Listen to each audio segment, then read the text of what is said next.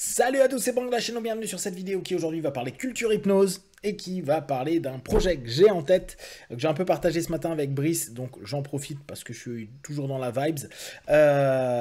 Brice Lemaire qui a écrit ce super bouquin, Histoire de l'hypnose, que je vous invite à retrouver chez Satas.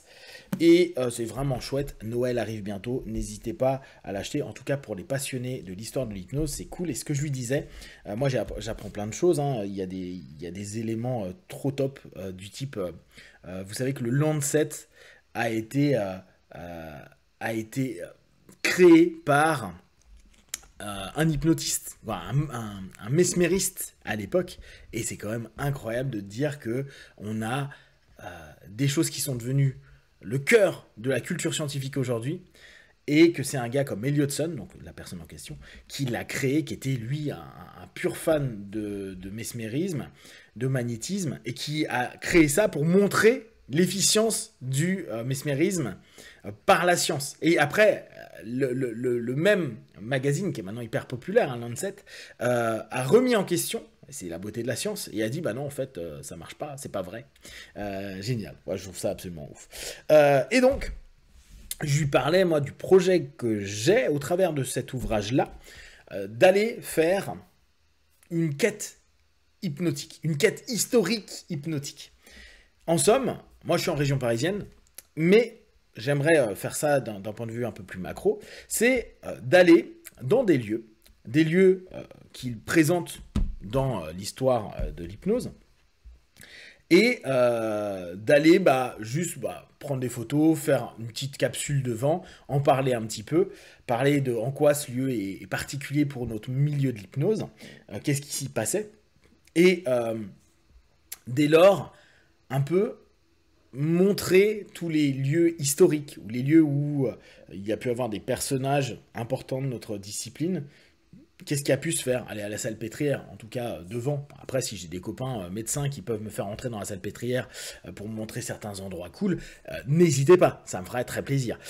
Et filmer ça pour un peu présenter toute cette période-là. Donc, moi, c'est un petit peu un élément que j'ai en tête. Là, j'aimerais bien aller au cimetière Saint-Médard, où il y a eu, pendant longtemps,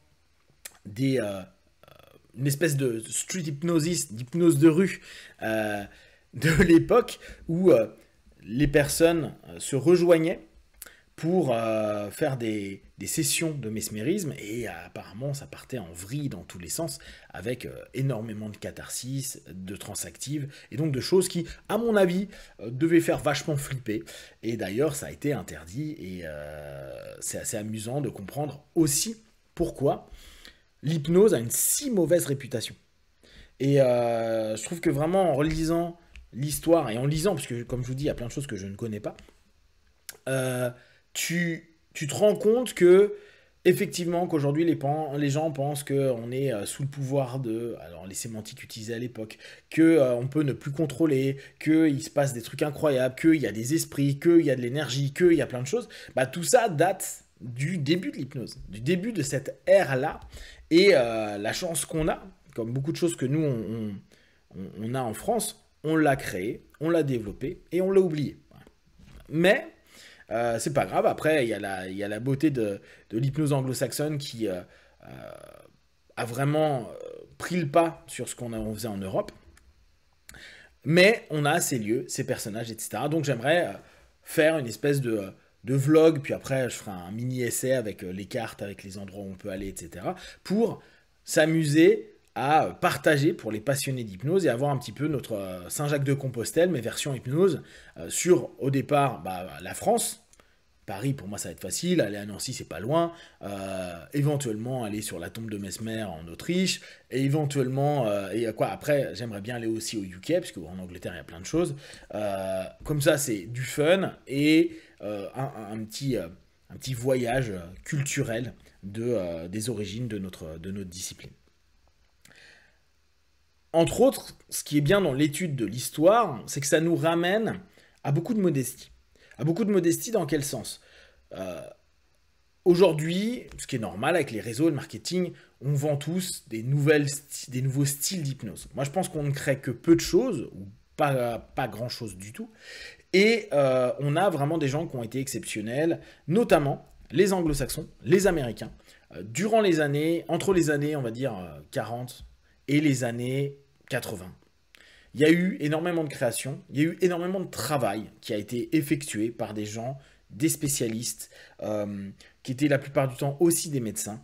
Et il y a un patrimoine de l'hypnose qui est incroyable. Aujourd'hui, 90%, 95% de ce qu'on propose dans les différentes disciplines d'hypnose et, on va dire, sous-catégories, c'est déjà des choses qui ont été expliquées, pratiquées par des milliers de personnes aux US depuis des années. Et si vous avez en plus la curiosité de lire ce qui est un petit peu sur la Bibliothèque nationale de France, et vous les avez gratuitement, des vieux ouvrages d'hypnotisme, bah vous allez voir que on fait rien de nouveau. Et c'est génial que les nouvelles générations ou les personnes passionnées par l'hypnose s'amusent à refaire les tests mesmériques, les tests d'écriture automatique, les tests de connexion, parce que bien sûr, il y a des liaisons avec des notions liées au spiritisme, etc., avec des trans, etc.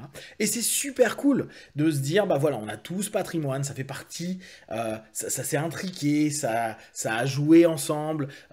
Pareil, la magie dans la notion magie de scène, close-up, etc., c'était aussi très lié à l'hypnose. Il y a eu plein d'intrications qui fait que on peut s'amuser à découvrir, à comprendre, à réexpérimenter aujourd'hui avec nos connaissances du 21e siècle, avec ce recul de 2 siècles d'histoire, plein d'éléments. Donc, moi, mes idées là sur les mois à venir, dès qu'il fait un peu beau, c'est de commencer à aller dans différents endroits dans Paris.